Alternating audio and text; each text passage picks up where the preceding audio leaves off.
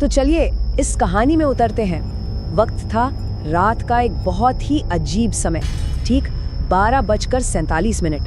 अमन अपने कमरे की बालकनी में बिल्कुल अकेला खड़ा था। सर्द हवा उसके बालों से खेल रही थी और नीचे सड़क पर एक ऐसी हड्डी कंपा देने वाली खामोशी थी कि लगा जैसे मानो पूरी दुनिया ने एक साथ सांस रोक ली हो। और तभी उसकी नजर नीचे सड़क पर पड़ी। वहां एक साया था, एक लड़की जिसने एक सफेद ड्रेस पहनी हुई थी। उसके लंबे काले बाल उस ठंडी हवा में हल्के हल्के लहरा रहे थे। ऐसा लग रहा था जैसे वो इस दुनिया की हो ही ना। धीरे धीरे वो तस्वीर और साफ हो रही थी। और फिर उसकी आंखें, वो आंखें जो उस अंधेरे में एक अजीब सी रोशनी से चमक रही थी। अमन सोचने लगा, क्या वो सच में थी या फिर ये सिर्फ देर रात के अकेलेपन का एक वहम था जो उसके दिमाग के साथ खेल रहा था। तो अब कहानी अगली रात की तरफ बढ़ती है, जहां अमन का ये कौतूहल, उसकी उत्सुकता धीरे धीरे एक खतरनाक जुनून में बदलने वाली थी। तो पहले दिन अमन ने अपने दोस्त राहुल को उस लड़की के बारे में बताया, लेकिन राहुल को वहां कोई नहीं दिखा, बिल्कुल नहीं। पर अगली रात ठीक उसी वक्त 12:47 पर वो फिर से वहीं खड़ी थी, जैसे सिर्फ और सिर्फ अमन का ही इंतजार कर रही हो। इस बार उसने कुछ कहा नहीं, बस अपने हाथ से एक इशारा किया।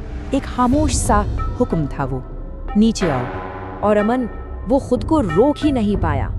ऐसा लगा जैसे कोई अनदेखी ताकत, कोई फोर्स उसे नीचे खींच रही हो।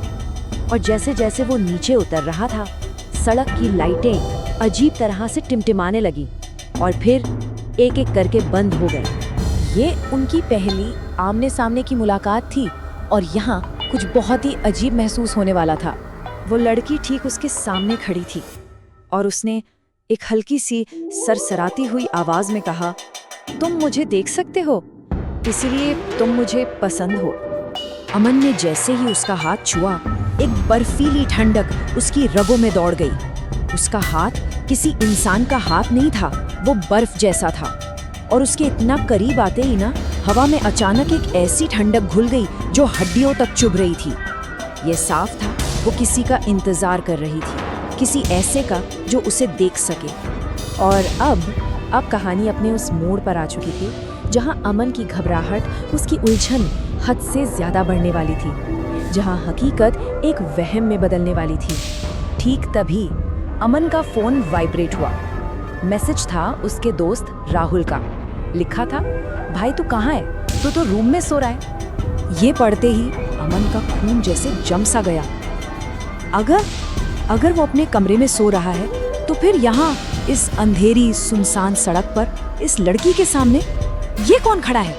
उसके हाथ कांपने लगे। बहुत डरते डरते उसने ऊपर अपनी बैल्कनी की तरफ देखा और वहाँ एक ऐसा खौफनाक मंजर उसका इंतजार कर रहा था जिसकी उसने कल्पना तक नहीं की थी। वहाँ उसकी बैल्कनी में वो खुद खड़ा था, बिल्कुल उसी की तरह, एकदम आईने की तरह।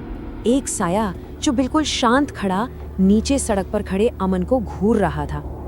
इस पल हकीकत पूरी तरह से बिखर चुकी थी और इसी के साथ इस कहानी का सबसे खौफनाक अंजाम सामने आने वाला था।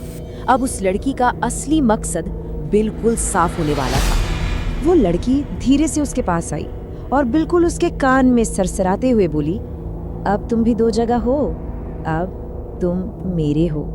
उस रात के बाद अगली रात वो सड़क अब खाली नहीं थी। वहां अब एक नहीं बल्कि दो साए थे, एक खूबसूरत लड़की और एक लड़का।